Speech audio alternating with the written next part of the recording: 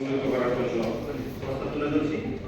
তারপরে তথ্য জানার অধিকার, মৌলিক অধিকার হিসেবে তথ্য জানার অধিকার এবং ইন্টারনেট ব্যবহারের অধিকারকে সংবিধানের মধ্যে অন্তর্ভুক্ত করার জন্য আমরা দাবি জানাচ্ছি। মৌলিক অধিকারের মধ্যে বর্তমানে 43টি মৌলিক অধিকার আছে, সেখানে 43 ক মধ্যে তথ্য জানার অধিকার প্রবেশ করানো যেতে পারে, 43 ক অনুচ্ছেদ সেখানে ইন্টারনেট ব্যবহারের অধিকার সেটা প্রবেশ করানো যেতে পারে।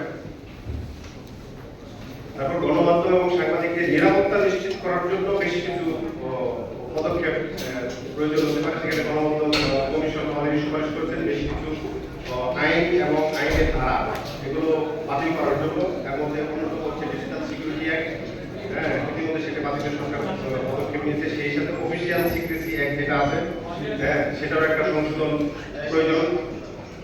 তারপর পেশাগত দায়িত্ব পালনের জন্য নিরাপত্তা এবং তথ্য সংগ্রহের বাধা দূর করার জন্য সেই বিষয়গুলো তথ্য অধিকার সুরক্ষা আইনের মধ্যে প্রবেশ করতে